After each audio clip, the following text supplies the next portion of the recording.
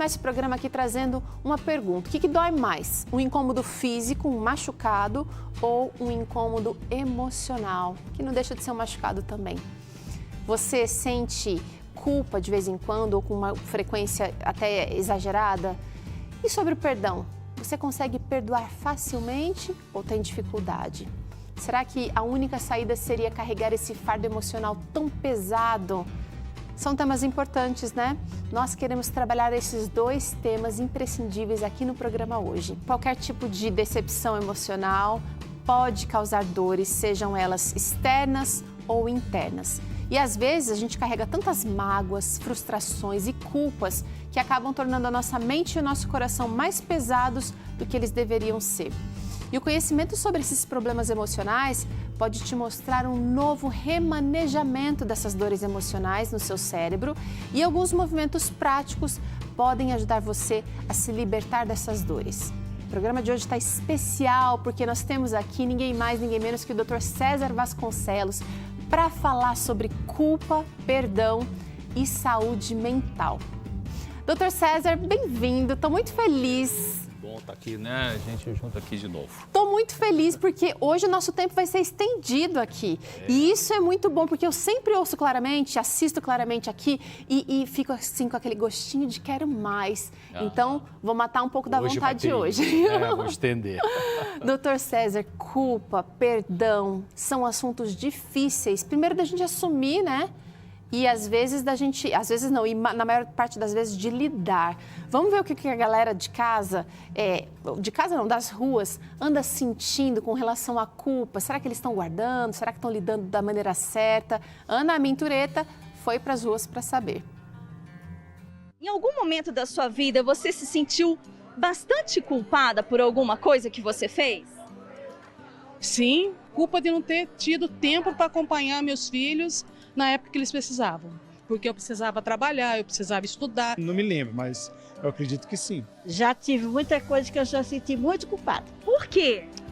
Porque a gente acha que é a gente que faz as coisas, não é as pessoas que fazem pra gente. A culpa em você surtiu algum efeito assim de te deixar mais ansioso, te atrapalhar a dormir, algo nesse sentido?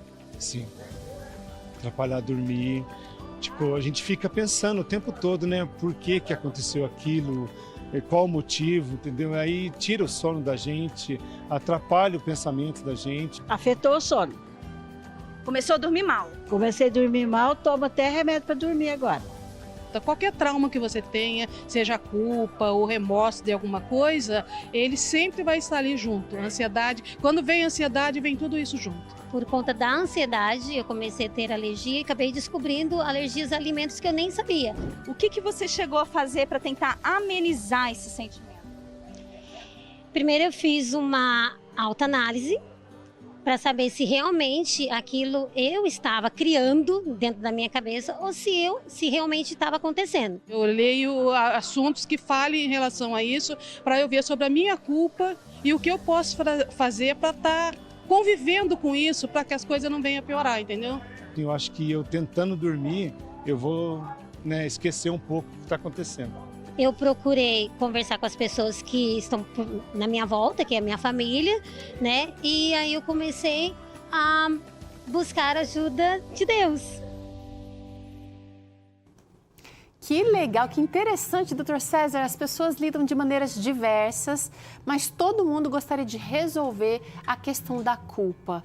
Eu acho que é importante a gente tentar entender, doutor, como é que ela se manifesta. Essa história já é velha, já lá desde o Jardim do Éden, quando Adão e Eva tiveram que assumir a culpa, ficou um negócio difícil de resolver. Então, a culpa, ela sempre tem uma repercussão na nossa saúde física, mental, espiritual. Quer dizer, por quê? Porque culpa está indicando que, se for verdadeira, evidentemente, está indicando que houve uma transgressão, né? Houve alguma coisa que eu fiz que me gerou culpa e aí isso pode aparecer no meu comportamento pode aparecer no meu físico, né? A gente descarrega a área da medicina chamada psicossomática, né? Que explica isso, a relação entre sintomas que aparecem no corpo, mas que tem origem na mente. A culpa é um dos fatores, é uma das situações na vida que a gente pode praticar. E tem pessoas que têm culpa, então vai ter insônia, que não consegue parar de pensar naquilo que gerou culpa. Tem pessoas que começam a ter dor de estômago, dor, contração muscular, né? Tem pessoas que têm uma irritabilidade, tem pessoas que ficam muito ansiosas e com medo, né, das consequências dessa culpa. Então, a culpa sempre gera um mal-estar emocional e muitas vezes uma somatização, quer dizer, um mal-estar no físico, que o físico está sempre trabalhando junto com a mente, né? E a culpa é aquela sensação que pode estar tudo bem na nossa vida. Você pode estar com a conta cheia, você pode estar com a casa maravilhosa, você pode estar bonito, mas se tem culpa, parece que o seu dia não está legal. Só que o doutor César tocou num ponto interessante aqui, doutor. O senhor falou se a culpa for verdadeira, então existe mais de um tipo de culpa. Sim, a culpa falsa e a culpa verdadeira, né? A gente vai falar sobre isso. Mas como que seria uma culpa falsa e uma culpa verdadeira? Então, olha só, toda culpa verdadeira envolve a transgressão de alguma lei. Pode ser lei daquela família como funciona, lei do trânsito, lei do Código Penal, né? Lei de uma empresa, como funciona a empresa, enfim. Então, a culpa verdadeira sempre houve a transgressão da lei de Deus, né? Dos 10 mandamentos. Então, sempre tem a transgressão de uma lei vigente, uma lei que está funcionando. Já culpa falsa, não. O nome está dizendo culpa falsa, geralmente acontece, Teru, em pessoas que são muito exigentes, pessoas que são muito perfeccionistas, pessoas que pegam pesado com elas mesmas, qualquer coisinha que faz e que não foi nenhum erro, assim, já, meu Deus, o que eu fiz? Sou culpada, acabou o mundo e tal, né? Então, a culpa falsa, ela não envolve a transgressão de alguma lei ou de alguma norma, envolve a pessoa que se ataca e que se joga um exagero de interpretação daquilo que ela fez. Bom, doutor César já está dando pistas aqui do que você está respondendo para a gente no nosso WhatsApp. Tá mandando, né? Hashtag sim, sofro com a culpa exageradamente, ou hashtag não, eu consigo lidar com a culpa de maneira saudável, se é que você pode dizer assim. Manda para o nosso WhatsApp, usa aqui, olha, o hashtag não, usa o QR Code que está aqui no lado e manda para a gente, que a gente quer saber como é que o nosso telespectador do Vida e Saúde está lidando com a culpa. Agora, doutor, nem sempre a gente tem clareza sobre alguma lei que foi pisada ali, transgredida. Então, a gente vai trazer algumas situações aqui e eu queria que o senhor me ajudasse a entender, ajudasse o pessoal de casa a diferenciar cada tipo de culpa. Vamos trazer aqui essa situação, olha. Mentir para alguém foi uma mentira necessária. Eu menti para alguém e agora estou sentindo culpa. É uma situação interessante, porque, claro, mentira sempre envolve uma culpa verdadeira, porque a pessoa faltou com a verdade, então é uma culpa verdadeira isso aí. Agora, é importante a pessoa, mas alguém de casa pode estar pensando, não, mas eu menti porque para o bem de alguém, Isso. né? Eu ia salvar alguém, enfim, de uma situação. Bom, é diferente você mentir, que sempre gera uma culpa verdadeira, de você deixar de falar. Então, as pessoas podem, às vezes, em situações, ela escolher não falar toda uma verdade, o que é totalmente diferente de mentir. Ok. Né? Por exemplo, até uma cena da Bíblia, né, Teru, que Jesus falou para os discípulos assim, olha, eu tenho muita coisa para dizer para vocês, mas você não pode suportar agora, então eu não vou dizer tudo para você. Eu não vou mentir, mas também não vou dizer todas as verdades que a pessoa não está pronta ali, então é diferente. Isso pode acontecer na família, né? Conflitos familiares. Então, tem hora que não é hora de lavar roupa suja, não é hora de discutir. Sim. Às vezes o silêncio deveria falar mais alto. Então, aqui seria uma culpa verdadeira. Uma culpa verdadeira. Aqui seria a culpa... Aguenta aí, porque a gente, mesmo culpa verdadeira, a gente precisa saber lidar. Então, aguenta aí, porque a gente vai tratar desse assunto daqui a pouquinho. Mas tem uma outra situação, doutor César. Bati o carro. Aliás, tirei a carta faz pouco tempo, o marido nem deixa eu pegar tanto no volante assim, mas ele foi viajar, precisei ir para o mercado e dei uma raspada, mas uma raspada que ele vai notar. Estou me sentindo culpada. Então, se a pessoa bateu com o carro... E, no caso, ela tinha tirado já a habilitação, estava habilitada, então não tem culpa por ser não habilitada, né? Agora, realmente, ela deu uma raspada e amassou o carro, e não calculou bem, foi imprudente, estava com pressa, acelerou demais, então é culpa verdadeira, né? Agora, só vai ser uma culpa falsa se ela estava direitinho lá na mão de direção dela, estava na velocidade permitida para aquele trecho de rua e alguém veio e bateu. Ok. Aí é diferente, O né? motorista embriagado perdeu ali o controle e Porque às deu vezes uma a pessoa raspada. fala assim, eu estava dirigindo e tal, meu Deus, bati com o carro, eu sou culpada. Peraí, mas foi o outro que bateu. Ok, pode ser uma culpa falsa então. Vamos Então, deixar pode os ser dois uma aqui? culpa falsa também, nesse caso aí. Tá, uma outra situação interessante aqui. Me descontrolei, gastei demais, o cartão estourou, tô endividada. Aham. Essa aí Essa é uma culpa de interessante. responsabilidade. Então, essa é interessante. Quer dizer, a pessoa pode estar endividada, vai ser uma culpa verdadeira naquelas pessoas que são muito descontroladas, né, Teru? Tem gente que tem um descontrole econômico, financeiro. Tem gente que tá a vida inteira endividado, né? O tempo todo. Sempre pega um empréstimo, pagar um empréstimo e, sabe? Então ela não consegue se controlar. Vai no shopping, vê um negócio lá que gostou e compra, mas não quer saber se vai estar apertado no seu financiamento, né, no cartão de crédito ou não. E tem pessoas que até assim, que negócio tem promoção, vou comprar porque tem promoção, o preço está ótimo, mas não precisa comprar e acaba se endividando. Nesse caso é uma culpa verdadeira, né? Porque a pessoa... Agora, tem uma exceção, talvez seja assim...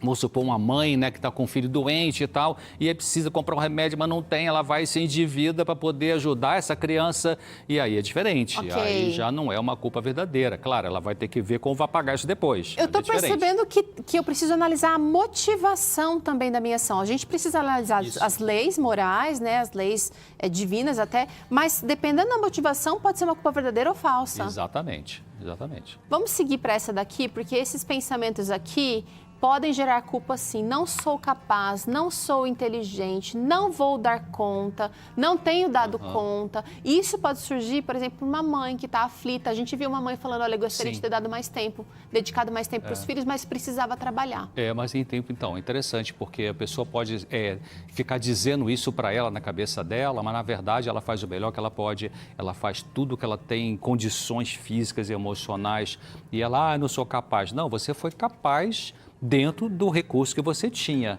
né? Então vai ter que aprender a se perdoar, que a gente vai falar depois sobre isso, por não ter conseguido tudo, né? Então muitas vezes a pessoa fala eu não sou capaz porque ela se deprecia, se desvaloriza. Ela olha só para aquilo que ela não conseguiu, em vez de olhar para aquilo que ela conseguiu e que ela suou, né, para poder conseguir a coisa ali. E o mesmo vale para a pessoa que não se acha inteligente, doutor César? Sim, também. Tem pessoas que... todo mundo tem inteligência, Teru. Até os animais irracionais, Deus colocou um grauzinho de inteligência ali, que a gente chama de instinto, né? Todo mundo tem inteligência, mesmo as pessoas que têm a debilidade mental, mas tem ali uma divisão de QI, 75 a 50, 50 a 25, 25 a tal. Então, geralmente há pessoas que também elas talvez se depreciam, né? Se desvaloriza e não faz sentido. Então essa seria uma culpa falsa. É uma culpa falsa, Vamos olhar para essa outra aqui, gente. Olha, eu escolhi ficar nesta situação. Agora vale para muitas situações aqui, nessa relação, perdão. Pode ser mãe e filhos, né? Numa separação, pode ser numa relação de amizade. Sim, claro. Aqui pode ser situações bem variadas. Tem gente que, por exemplo, vou pensar em termos de casamento, né, Teru?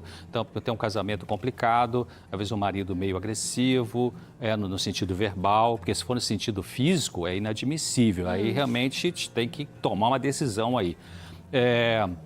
Mas tem pessoas que decidem ficar no relacionamento porque elas enxergam de que talvez mais adiante tem solução, tem uma saída, tem conserto. Então elas têm fé nisso e elas fazem alguma coisa do que depende delas para poder permanecer naquela relação, né? Então, Mas ficar numa relação com a sensação de que você está ali de favor ou está ali porque fez uma escolha lá atrás e não está mais feliz, como é que fica? É diferente. A pessoa se sente culpada pela escolha que fez lá atrás. É diferente, porque aí tem pessoas que ficam no relacionamento agressivo, né? E que elas não tomam atitude nenhuma e elas são, às vezes, muito dependentes. Pessoas dependentes, pessoas carentes, seja economicamente e seja emocionalmente. Então, elas têm que receber uma ajuda para poder sair dessa carência e tomar uma decisão positiva. E aí, o que a gente pode colocar aqui? Aqui caberia as duas coisas, viu, Feru? né? Dependendo da situação, vai ser Tem falso. gente que fica porque é uma coisa boa, realmente vai ter jeito, tem saída, né? E tem gente que fica porque não sabe se cuidar melhor. Agora eu vou virar o jogo.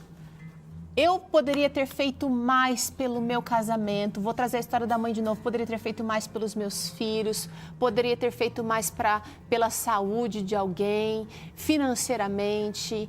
E essa culpa, como é que a gente lida com ela? É muito interessante isso, porque isso aqui, olha, a experiência da vida é a única solução para a gente poder entender situações. Então, quando passa 10 anos de casamento, 15 anos de casamento, e você olha para trás, eu poderia ter feito diferente com meus filhos e tal, poderia ter feito diferente, mas a pessoa, ela vai se aliviar dessa culpa, sabe como? Ela parar e pensar assim, eu fiz o que eu conseguia. Eu fiz o que eu consegui enxergar, eu fiz o que dentro dos recursos que a pessoa tinha, né? Porque lá na frente, pelo que ela sabia, 15 anos depois, ela vai olhar para trás, porque só que ela tem 15 anos de experiência. Então a experiência de hoje não pode ser usada, não deve ser usada para se culpar do que não tinha antes, porque não tinha experiência antes, né? Tem interação na tela do Vida e Saúde. Olha o que a gente recebeu aqui, doutor César. Quem é que tá aí? A Neuza. Minha culpa é não ter tido tanto tempo para o meu caçulo, que hoje tem 25 anos, sofre com ansiedade e baixa autoestima. Mais uma mãe, doutor César, sofrendo. Mais uma mãe. Olha só, Neuza, obrigado pela sua participação. Sabe, a gente vai falar depois, né, Teru, em outro bloco aqui, sobre a questão do perdão e tal. Mas olha, realmente...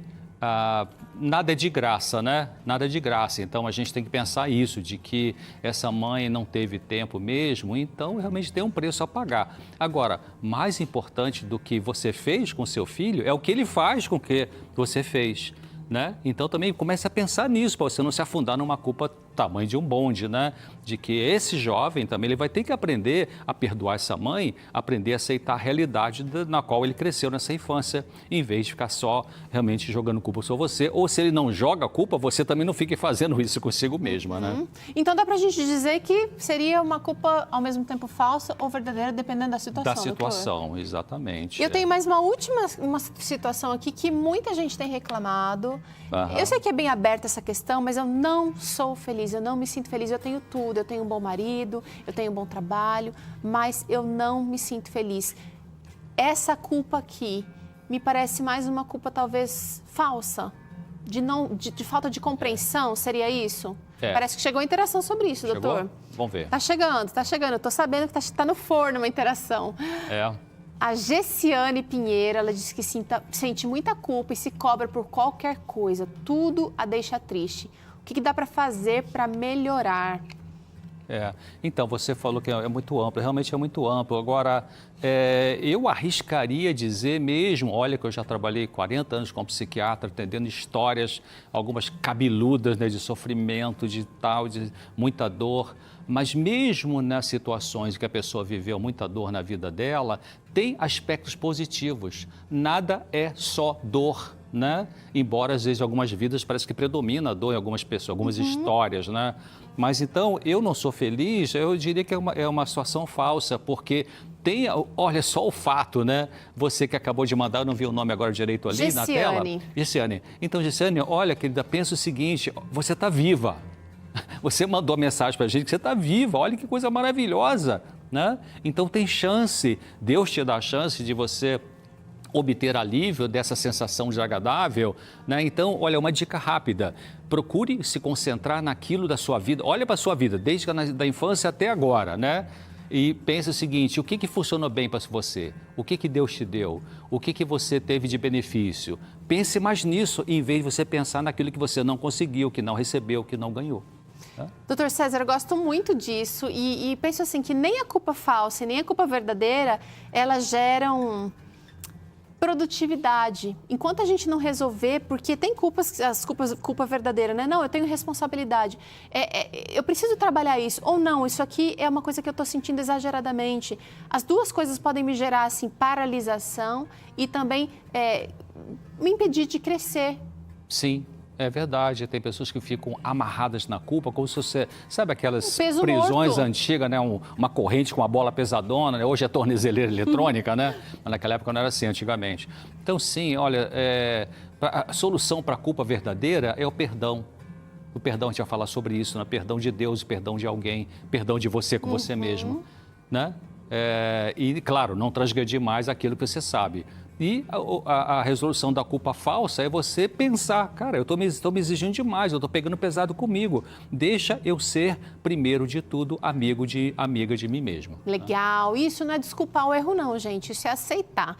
Agora eu quero ver o resultado da nossa enquete, doutor César, porque quero saber se você já se culpou de forma exagerada por alguma coisa que fez. A gente pediu para as pessoas mandarem hashtag sim ou hashtag não. E olha só, doutor César, 80% das pessoas disseram que sim, enquanto 20% disseram que não, que estão lidando bem com as culpas da vida. Isso quer dizer algo, isso quer dizer que a gente precisa trabalhar melhor essa questão da culpa e a gente vai trabalhar essa outra questão do perdão no bloco seguinte. Dr. César continua aqui com a gente, está incrível aqui ter ele, o programa todo com a gente, né? Você que gosta do Claramente. Então não sai daí, porque a gente continua esse papo aqui falando sobre perdão agora. Vida e Saúde está de volta com um tema para lá de importante hoje. Aliás, 2 temas, Dr. César. Culpa, a gente já viu que tem a verdadeira e a falsa, e agora vamos falar sobre perdão. Até porque perdão é um movimento emocional bem difícil de acontecer, não é mesmo? Você sente isso? Muitas vezes a gente precisa dele mais do que aquela pessoa que nos ofendeu. E o Dr. César está aqui, graças a Deus, porque ele vai nos ajudar a entender, a falar mais sobre essas dores emocionais. Agora, eu quero saber do pessoal de casa, Dr. César, agora sobre o perdão. Quero que você mande aqui hashtag sim, eu preciso perdoar alguém, o hashtag não. Tá tudo certo comigo, eu já dei conta desse perdão. Manda usando esse QR Code aqui, que vai direto para o nosso WhatsApp, só usa hashtag sim ou hashtag não, ou então manda para o número 12982660004. Até o final desse bloco, a gente vai saber o que pensam os telespectadores do Vida e Saúde, o que está sentindo, o que está machucando esse coração aí. Tem perdão para ser liberado? Tem perdão que precisa ser conquistado? Vamos ver se você responde de hashtag sim ou hashtag não aqui no nosso WhatsApp. Agora, doutor, tem todo um processo, né? Até que a gente consiga perdoar alguém. Algumas pessoas conseguem processar isso rapidamente, enquanto outras levam anos, décadas. É verdade. Uma vida. Perdão, é interessante. Perdão, como você falou, é um processo. Né? Então tem gente, não só talvez pelo temperamento, mas tem gente que tem mais facilidade de perdoar mais rápido. Mas mesmo assim, dependendo da situação que gerou a dor que exige o perdão, pode ser um processo. O processo significa o seguinte, tem pessoas que de repente chega para a pessoa e diz, olha, eu te perdoo pelo que você me fez, tal. Daqui a 3 semanas vê uma agonia de novo dentro dessa pessoa que já perdoou, cara, eu perdoei, mas não perdoei e tal. Então ela vai ter que pensar de novo, reprocessar aquilo ali, né? Agora já na cabeça dela, porque ela já falou para o outro, né? Agora, rápido ou longo, esse processo tem que acontecer, porque é o seguinte, é comum a gente ver pessoas amarguradas ali com a dor de uma traição, de uma decepção, e a falta do conhecimento do que é o perdão pode ser um dos motivos dessa amargura. Sim, uma pessoa seca, uma pessoa que não consegue se relacionar, né? Porque ela foi tão machucada, ela tá com o coração pesado, assim, todo amarrado, ela não consegue se abrir para se relacionar mais. Porque eu tenho até acho que uma poetisa que foi judia e que perdeu parentes lá no Holocausto, e ela emigrou para os Estados Unidos, e ela, antes de ir para os Estados Unidos, falou assim, eu preciso perdoar esses carrascos, senão eu vou levar eles comigo lá para o novo país que eu vou morar. Então tem que se libertar, né? Pelo poder de Deus, né? Nós queremos libertar esse coração aqui que está figurando, talvez o seu coração está figurando aí a sua amargura. Eu sei que é bem pessoal, eu sei que é bem difícil tocar nesses pontos. A gente está aqui com o Dr. César, se você quiser participar, manda sua interação. Mas a gente precisa entender o que é esse perdão, entender esse processo do perdão, Dr. César. Eu vou liberar aqui um cadeadinho por vez. Aliás, olha, eu vou trazer aqui essa questão, vem cá comigo. Essa primeira questão aqui, para liberar o perdão, esse perdão que eu liberar não vai transformar aquela pessoa que me ofendeu.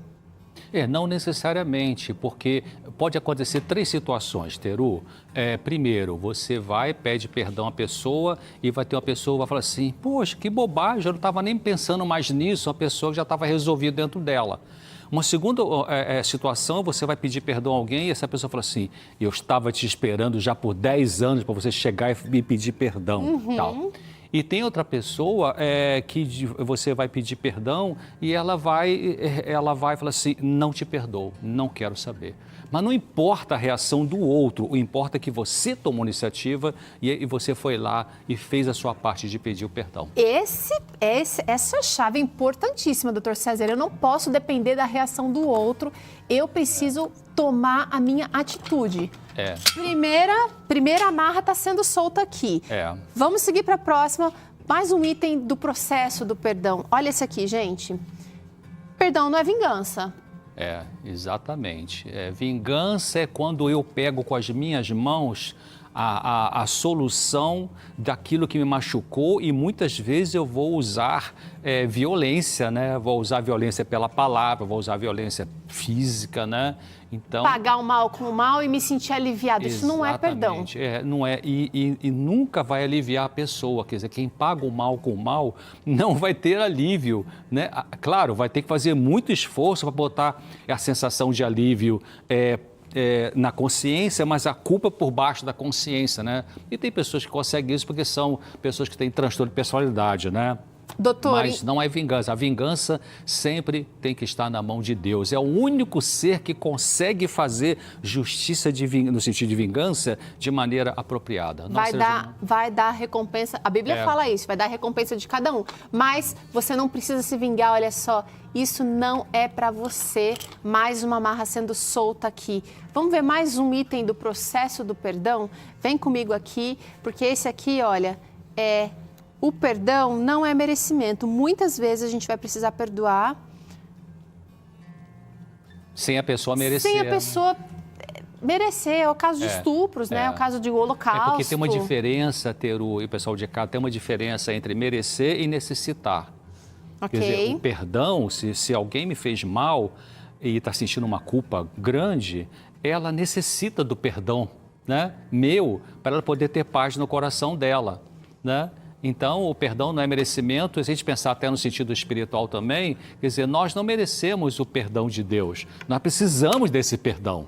É diferente. Por que a gente não merece? Porque nós somos contaminados, né? Depois que entrou o pecado na natureza humana, a gente é egoísta, egocêntrico, né? Orgulhoso, vaidoso. Então, a gente tem uma contaminação que precisa do perdão, né? Então, eu preciso trabalhar isso também. Se você está precisando perdoar alguém, mesmo que essa pessoa não mereça, começa a sentir que você vai ter que perdoar mesmo sem ela merecer. Já vai começar a ficar mais leve, doutor, porque, olha, a gente está sentindo que esse processo do perdão nem sempre vai ser fácil. Nem sempre ele vai ser gostoso, porque a gente tem que entender o seguinte, que quando esse coração estiver livre dessas amarras, vai ser mais leve, mas no processo a gente vai ter que trabalhar, às vezes tocar nas feridas. E tem uma autora que eu gosto muito de citar aqui, né, Ellen White, ela tem uma frase interessante, ela fala assim, o que nós mais merecemos é a nossa grande necessidade. O que ela está dizendo com isso, né? A necessidade do perdão, a necessidade de reconciliação, a necessidade de purificação, a necessidade de honestidade. Então, eu preciso disso. Então, Deus vai dar isso, né? Só Ele. A gente está aqui, olha, trabalhando aqui os passos do processo do perdão. Perdoar não significa esquecer também. E essa é uma coisa interessante, doutor, porque às vezes a gente precisa esquecer para seguir adiante. Mas eu posso perdoar mesmo sem ter essa amnésia emocional. Em geral, até a frase popular, né, Teru, quem perdoa esquece. Bom, mas sabe, se você esquecer muito rápido e não elaborou a dor que foi produzida por você, por alguém... Vou ruminar. Vai ruminar. Você pode dizer da boca para fora, não, te perdoo, daqui um abraço e tal, né? Algumas pessoas têm esse perfil meio assim meio sanguíneos, né? Que tá tudo ótimo, tudo bem e tal, e por dentro tá queimando aquela brasa viva ali. Então, quer dizer, quem perdoa, primeiro lembra.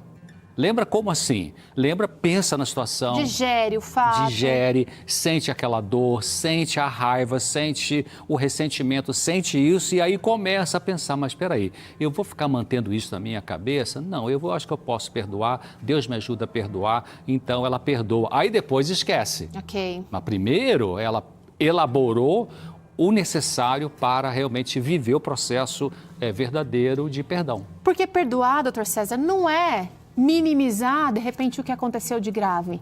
Perdoar é deixar embora aquilo que foi grave, que causou dor, que causou problema, mas eu preciso dessa libertação, eu preciso estar livre. Não é fingir que está tudo bem, não que é nada fingir que não tem dor, né? Não é fingir que houve uma perda. É olhar para isso, é viver essa perda. Né? Tem uma autora, uma psiquiatra da Universidade de Harvard, ela fala assim, saúde mental é a gente expressar o sentimento e experimentar o sentimento. O que é isso? Você verbaliza, você expressa, você verbaliza, doeu sim, fiquei com raiva sim, fiquei triste, e você vive aquela dor emocional. Quando a gente vive a dor emocional na sua genuinidade, ela vai embora depois. É porque às vezes a gente tem, doutor César, medo de viver isso, medo de tocar até nesse assunto, medo de tocar, medo de conversar sobre isso, porque a gente acha que a dor vai aumentar. Mas, na verdade, experimentar a dor pode causar justamente o oposto, né? Pode acalmar. Sim, claro, a pessoa que, se ela realmente diz que perdoou, mas não elaborou todo o sentimento ligado com esse perdão, ela precisa fazer isso. Agora, depois que ela já fez isso, aí quando vier na cabeça dela de novo aquela situação, ela também tem que trabalhar para dizer, não, eu já perdoei, sim, já vai pensei, ter outro peso. Acabou, aí deixa para lá, esquece, né? Tá. Agora, tem situações que realmente perdoar não vai ser esquecer. Olha essa história que chegou aqui pra gente. Preciso me perdoar, pois eu e meu marido decidimos cometer um aborto ao descobrir que o feto tinha Down. Nós não tínhamos condições de criar uma criança assim e eu não consigo me perdoar, apesar de ter sentido ter feito a escolha certa no momento. Será que existe perdão para mim? Será que Deus me perdoa? É um grito de socorro dessa pessoa que nos mandou, doutor, e que realmente lidar com essa culpa e o perdão da gente mesmo, parece que ele é mais difícil ainda, porque a gente fica contra-argumentando. Esse caso é uma culpa verdadeira. Esse casal tem uma culpa verdadeira. Agora, vamos dar uma olhada no texto bíblico, até para a gente pensar naquilo que ela falou, Deus perdoou, né? Será que a Bíblia fala de pessoas que cometeram pecados conscientes e foram perdoadas? O tempo todo, né? O tempo todo, né? Deus perdoa. Então, Davi, posso pensar na história de Davi? Davi, né? Mandou matar o sujeito, adulterou e tal, e foi perdoado. Quer dizer, até ele não era um homem segundo o coração de Deus, enquanto não pediu perdão, enquanto não se arrependeu. Okay. Então, se você que mandou essa aí, o casal, né? Se você realmente, vocês já se arrependeram, sentiram profundamente o arrependimento que Deus colocou, que deu, e vocês conseguem começar a pensar em Deus, vocês estão perdoados. Não tem. A única situação que não tem perdão, sabe qual é? Né, o pessoal de casa, é quando a pessoa não quer o perdão. Aí não tem perdão. Confie que Deus está ouvindo a sua oração, Ele conhece o seu coração. Vamos para mais um passo do processo em perdoar, gente, porque, olha, você está vendo que elaborar esse perdão não é fácil. O perdão nem sempre remove a dor, doutor César. Isso é importante também, porque a gente está querendo mais leveza, a gente está querendo seguir com a vida. Tem pessoas que não conseguem se relacionar mais porque foram magoadas, foram ofendidas. É difícil, ninguém está dizendo que é fácil, mas a gente precisa entender que nem sempre vai ser possível não sentir mais a dor. Realmente é verdade, até porque também tem os chamados fatores gatilho, né? Então, que vão gerar lembrança. Tipo esse exemplo aí que a pessoa que fez o aborto e aí 5 anos depois ela está conversando com a amiga que vai falar para ela, confidenciar que fez o aborto, ela vai sentir aquilo ali, né? Vai sentir de novo uma emoção dolorosa, só que ela não vai se desesperar porque ela já entendeu que foi perdoada, né? Mas realmente... Tem um texto lindo que fala que não necessariamente Deus tira a dor, mas Deus dá força para a pessoa lidar com aquela dor que por alguma razão talvez não dê para ir embora ainda, né? Que bom, né? A palavra de Deus dá tanto alento para o nosso coração, ajuda a gente nessas questões mais difíceis da vida. Eu vou seguir com mais um passo aqui do processo do perdão. Esse aqui tem a ver com... A gente vive numa sociedade em que nada é de graça, doutor. E o perdão, ele também entra nessa. O perdão não é de graça. É verdade. Nunca o perdão é de graça. Quer dizer, o perdão tem um preço. Ele envolve um preço porque foi feita alguma coisa que machucou. Né? Quer dizer, mesmo que eu faça um machucado sem querer, de repente eu saio ali do estúdio e esbarro em você, e aí tô com, sei lá, com um botão que me pontudo, machuca a sua pele, rasga um pouquinho a pele, desculpe, foi sem querer, mas tem um preço. Machucou. Você vai ter que botar um curativozinho ali. Né? Então, realmente é importante pensar isso. E às vezes esse preço pode ser uma renúncia, pode ser uma exposição, pode ser... É nesse sentido? O perdão tem um preço? Isso, aceitar que, por exemplo, morreu alguém que você amava e que foi uma situação trágica. O perdão de uma traição, por exemplo, tem um preço. Se a gente pensar em termos de traição, né, quando o casal decide, escolhe ficar juntos, né, apesar da situação da infidelidade, porque um deseja perdoar, escolhe perdoar, e o outro escolhe também não mais fazer aquela besteira, então não vai ficar tudo ótimo porque decidiram permanecer. Quem foi traído vai ficar com aquela dor de vou confiar ou não vou confiar. Né? E quem foi o traidor vai ficar com aquela angústia, porque quem foi traído se afasta por causa da dor, e aquele que então é o culpado quer que o outro esteja bem logo, ótimo logo, e não vai conseguir. É um preço alto. É o preço. Um vai viver a angústia e o outro vai viver a dúvida. Tá. Né? Então tem um preço a pagar. Mas a gente tem mais, vou tirar esse aqui que eu esqueci de tirar, porque é o seguinte, gente, o nosso coração ele vai ficando mais leve, porém... Às vezes ele não vai ficar lisinho, ele vai ficar com algumas cicatrizes, como a gente está vendo por aqui. Mas tem mais uma questão aqui nesse processo de perdão, a penúltima, na verdade. Perdão também não faz justiça. Isso é muito interessante. Eu posso falar assim, um exemplo bem típico, né, que todo dia tem notícia na televisão, né, sobre crimes, assaltos, estupros e tal. Então, às vezes, quando um bandido, né, assaltou uma pessoa e matou aquela pessoa. E aí os familiares vão lá, queremos justiça e tal, enfim, aí vai para o julgamento, realmente o juiz coloca lá uma prisão, condena, né? Vai para a prisão, que bom, ganhamos justiça ou conseguimos justiça. Alô, como assim? Conseguiu justiça no certo sentido, né? O sujeito vai pagar pelo o preço daquilo que ele fez. Mas a pessoa que morreu? Não volta. Não volta, né? Então, justiça plena seria uma coisa maior, né? E isso pode corroer a vida de quem ficou, porque os sonhos, tudo aquilo que foi interrompido, vai gerar, cada aniversário, cada momento de comemoração, vai gerar dor. Então, a gente precisa entender que o perdão pode ajudar nesse processo. Nesse processo, e vai ajudar. Última questão aqui que a gente precisa trabalhar no processo de perdoar. Vem pra cá comigo. Você tá mandando aqui, né? Na nossa hashtag. O perdão é uma escolha. Acho que não teria a melhor maneira de terminar isso aqui. Porque a despeito do que aconteceu, a despeito de como foi o passado, eu não consigo mudar, mas eu consigo mudar, sim, a minha atitude. Exatamente. E daqui pra frente, doutor César. O perdão é uma escolha porque a pessoa que vai perdoar de coração, ela escolhe abrir mão do direito de estar magoada. Ela abre mão do direito de ter justiça com a mão dela, né?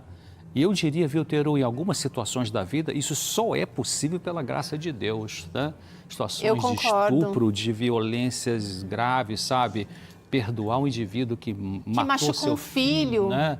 Então, é uma escolha porque a pessoa abre mão do direito dela fazer mal para essa pessoa, ter vingança ou da mágoa, né? Então, a graça vem para poder levar essa capacitação para o indivíduo, senão, humanamente falando, em alguns casos é impossível a gente perdoar algumas situações. A gente tem aquele ditado, né, de que perdoar é divino. Perdoar é divino porque realmente você pode seguir todos esses passos aqui, mas ainda sentir que o seu coração não está liberto. E aí, como o Dr. César falou, você precisa, olha, da graça, você precisa do exemplo de Jesus para deixar isso aqui mais leve, realmente, de fato, assim, um coração limpo. Exatamente. Isso é um milagre, né, em algumas situações, mas que eu preciso, como ser humano, fazer a minha parte, não no sentido, eu não consigo, em algumas situações, o ser humano perdoar, como eu falei, mas consegue orar para pedir essa libertação, esse alívio, né? E deixar realmente nas mãos de Deus o momento de fazer a justiça, de acertar os ponteiros. Agora, doutor César, a gente quer pedir para o senhor vir até aqui, porque a gente encontra na Bíblia tanta verdade, Momentos para a gente se alegrar, momentos para a gente se perceber, momentos para a gente acordar. E a Bíblia, mais uma vez, ela tem resposta quanto ao perdão. Eu acho que a gente seguindo os passos, a gente vê em Mateus 6, 14 e 15, seu Pai Celestial os perdoará se perdoarem aqueles que pecam contra vocês, mas se vocês se recusarem a perdoar os outros, Deus também não perdoará os seus pecados. Tratar como a gente gostaria de ser tratado, né, Dr. César? Exatamente. Eu estava lendo esse texto de novo e não é que Deus não vai perdoar os pecados, mesmo das pessoas que não querem perdão. O perdão ele oferece, só que vai ter pessoas que não vão querer esse perdão, né? Então vão ficar amarguradas, ansiosas, aflitas, com insônia, com somatizações, né? É realmente isso. E outra coisa importante da gente pensar sobre esse texto, e sobre o que a gente falou sobre perdão, Teru, de que o pessoal de casa, então, pensar o seguinte, realmente, nós estamos como seres humanos no mesmo barco, sabe? Às vezes algumas pessoas são muito duras com as outras, né, Teru?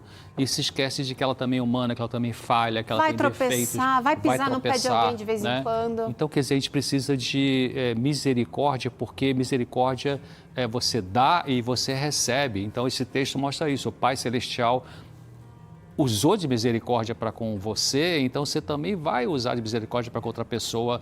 E, de novo, eu repito, deixa a justiça na mão dele. Aliás, ele usou e usa de misericórdia para com a gente todos os dias, que quando a gente pisa, quando a gente reclama, coisa simples, mas ele está sempre disposto.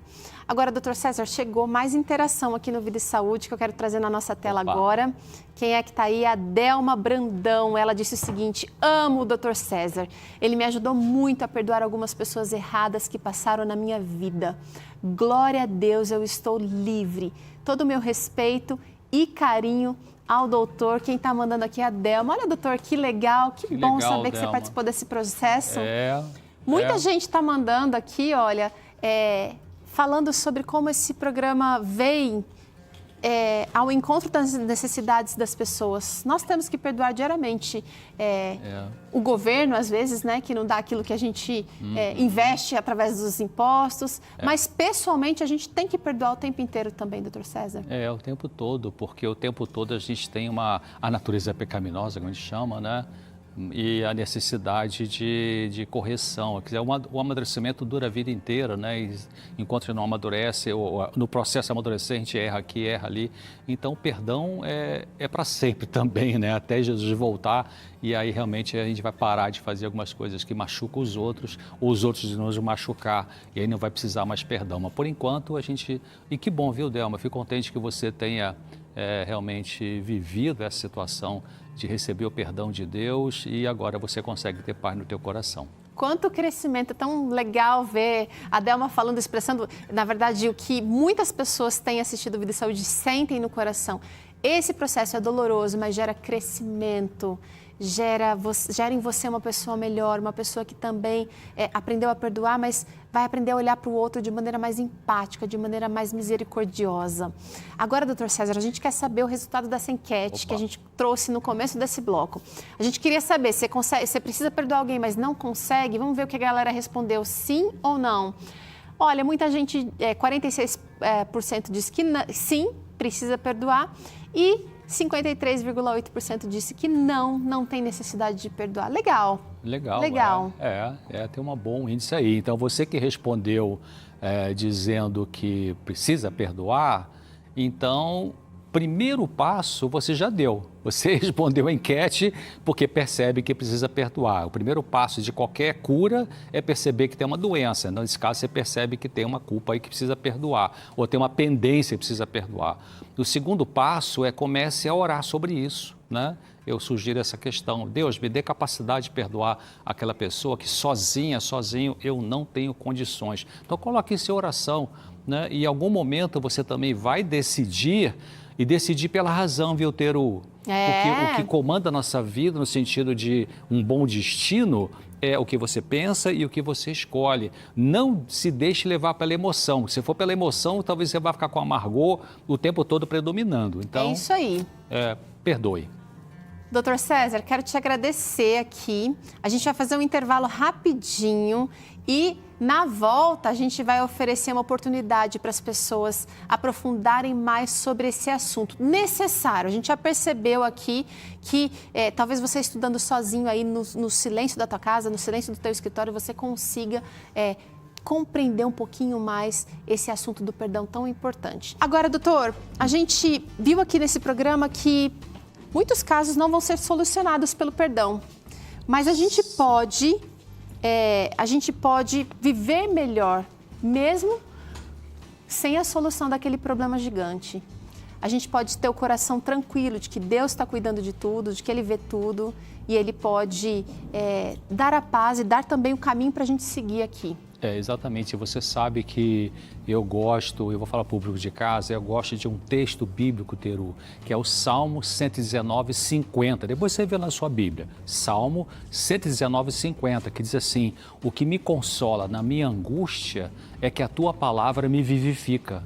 Quer dizer, vivificar significa Deus colocar um ânimo em você que você não está tendo. Ele coloca em você condições de você continuar vivendo, apesar de uma angústia que por alguma razão está aí te perturbando ainda. Bem diferente das esperanças falsas que talvez você tenha ouvido por aí, de que deixa pra lá, isso é besteira. Não. Encarar o problema de frente, mexer às vezes numa ferida que está, de repente, uma sujeira debaixo do tapete há tanto tempo, vai exigir coragem, determinação, persistência, mas quando a gente sabe que Deus está ali com a gente, realmente essa vida pode brotar. Exatamente. Obrigada, doutor César. Tchau, pessoal. Obrigado.